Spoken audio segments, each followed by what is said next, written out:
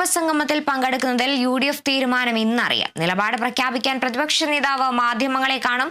സംഗമത്തിലെ രാഷ്ട്രീയ അജണ്ട തുറന്നു കാണിക്കണമെന്നാണ് മുന്നണിയിലെ അഭിപ്രായം. വിവരങ്ങളുമായി സൂര്യഗായത്രി ചേരുന്നുണ്ട്. സൂര്യഗായത്രി, വിമർശനങ്ങൾ ഏറെ ഉയർന്ന ആഗോള അയ്യപ്പ സംഗമത്തിൽ UDF പങ്കെടുക്കുമോ എന്ന കാര്യത്തിലാണ് തീരുമാനം ഇന്നറിയേണ്ടത്. വിവരങ്ങൾ എങ്ങനെയാണ്?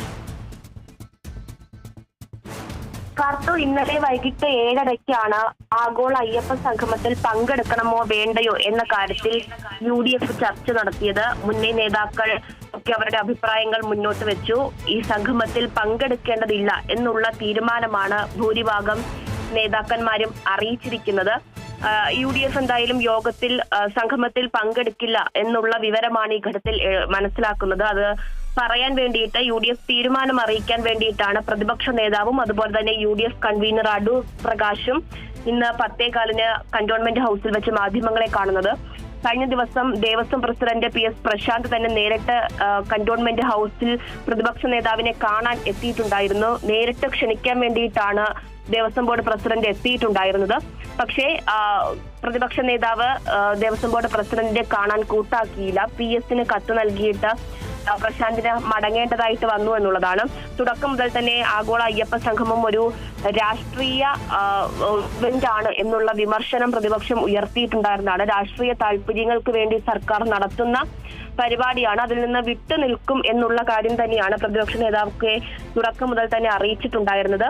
ഇന്നിപ്പോൾ UDF തീരുമാനം അറിയിക്കുമ്പോഴും അക്കാര്യം തന്നെ വ്യക്തമാക്കാനുള്ള സാധ്യതയുണ്ട്. പക്ഷെ മറ്റൊന്ന്, NSSും SNDPയും ഉൾപ്പെടെയുള്ളവർ സർക്കാരിന് ഈ വിഷയത്തിൽ പൂർണ്ണ പിന്തുണ നൽകി രംഗത്തുണ്ട് എന്നുള്ളതാണ്. പ്രത്യേകിച്ച് NSSും സർക്കാരുമായിട്ട് അതൃപ്തിയിൽ തുടരുന്നതിനിടയിലാണ് ഈ ആഗോള അയ്യപ്പ സംഗമത്തിന് സർക്കാരിന് പൂർണ്ണ പിന്തുണ നൽകി NSS ഇപ്പോൾ രംഗത്തെത്തിയിരിക്കുന്നത്. യുവതീ പ്രവേശനവുമായി ബന്ധപ്പെട്ട് സർക്കാർ എടുത്ത നിലപാടിനെതിരെ ശക്തമായിട്ടുള്ള പ്രതിഷേധം ഉയർത്തിയ സാമുദായിക സംഘടന കൂടിയായിരുന്നു NSS. ആഗോള അയ്യപ്പ സംഗമത്തിൽ സർക്കാരിന് എല്ലാവിധ പിന്തുണയും നൽകി രംഗത്തുണ്ട്. അത് ഒരു വെല്ലുവിളിയായിട്ട് UDFന് നിലനിൽക്കുന്ന സാഹചര്യമുണ്ട്. അതുകൊണ്ട് തന്നെ NSS ഉൾപ്പെടെയുള്ളവരുമായിട്ട് ആലോചിച്ചതിന് ശേഷമായിരിക്കും അന്തിമ തീരുമാനം UDF എന്നിപ്പോൾ അറിയിക്കുക എന്നുള്ളതാണ് മനസ്സിലാക്കുന്നത്.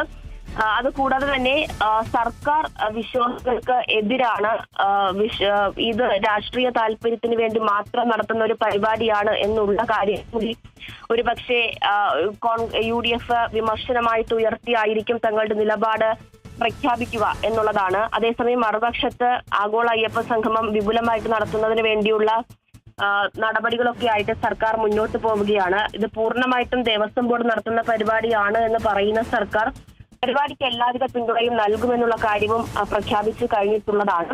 എന്തായാലും UDFന്റെ തീരുമാനമാണ് ഇനിയിപ്പോൾ അറിയേണ്ടത്.